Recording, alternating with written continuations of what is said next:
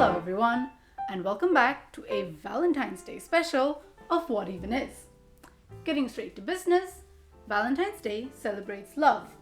The Kamasutra celebrates or talks about pleasure. Two very different things.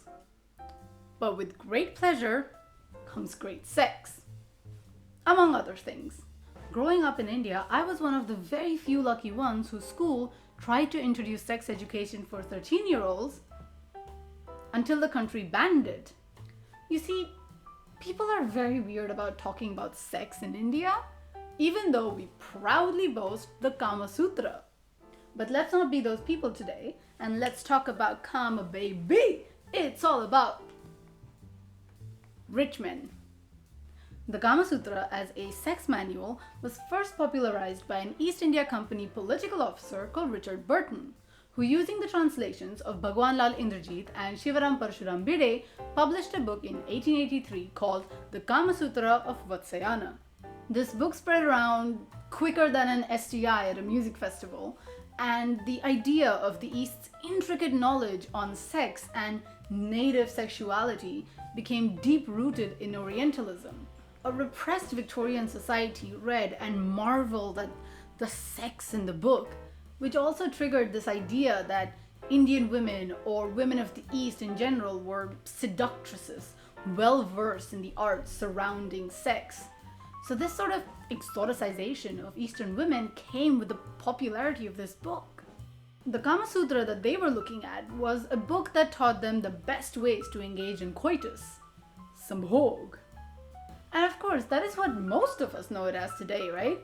The Kama Sutra tells you to bend your body backwards and lift your leg like that, and meanwhile your partner is hovering over you somewhere.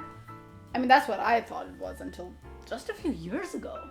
But would you be surprised to know that that is not even half of what the Kama Sutra is actually about? Dickie Burton over there only took one part of a 7-part compilation that is the Kama Sutra. You see, the very word Kama means nothing more than pleasure. It's one of the 4 goals of a human life in Hinduism: Artha, Dharma, Kama, and ultimately Moksha. And Vatsayana, the man who's supposed to have written the Kama Sutra at the start of the Common Era, talks about every aspect of life that might bring pleasure. Sex being a big part of it. But not the only thing. Achievement of Kama was seen as an essential milestone in the journey towards moksha or liberation. The Kama Sutra was targeted towards the young man about to enter grihasthashram, a part in the man's life where he's done studying and about to enter adulthood and building a home for himself. The book was written in Sanskrit, the language of the elite. So it's fair to assume that it was only meant for the rich men of the society. Hence my awful song in the beginning. Similarly, when a new king was crowned, he was gifted his own copy of the Kama Sutra. The idea was that if the king feels pleasure in his personal life, maybe he won't be a dick to his subjects. Physical copies of the Kama Sutra that Richard Burton and his Sanskrit scholars used were written in the 17th and 18th century. Sadly, none of the earlier copies survive anymore, but there are references of this book being housed in various royal libraries throughout centuries. But we will always have the beautiful temple carvings at Khajuraho, Ellora, all over the country. Poetry and fiction written around the same time as the Kama Sutra were similarly preoccupied with the emotions of love and desire. Now, I'm not going to go through what each part of the Kama Sutra talks about, because I know some of you are still here hoping to listen to the bit about the text.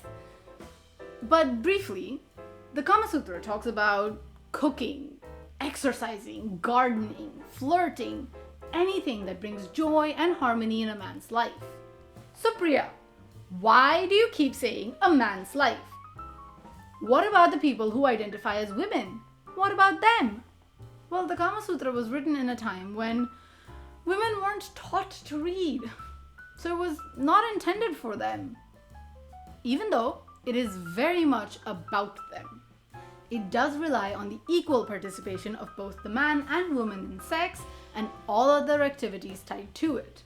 It attempts to educate the man on consent and the importance of the woman enjoying sex as well, as it is ultimately in his interest that she feels pleasure alongside him.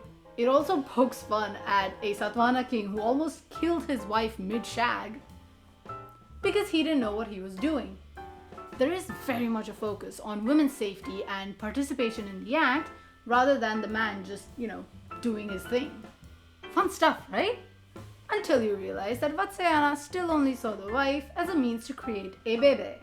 And also that if sex at home is no longer pleasurable, a man can and should find it with a courtesan, to whom he dedicated an entire chapter of the book. Part 6 if you're interested. While most of the chapters are not directed towards women, there are some handy tips and tricks for the women to learn as well. With everything that you've now learned about the Kamasutra, go do something that gives you pleasure. Whether it's cooking, gardening, exercising, crocheting, sex, all of it or none of it. Go do something that makes you happy. And if you like this video, make me happy by using those talented fingers of yours to let me know in the comments below, liking the video, sharing it with your friends, and subscribing to my channel. I'll see you again soon. Bye bye!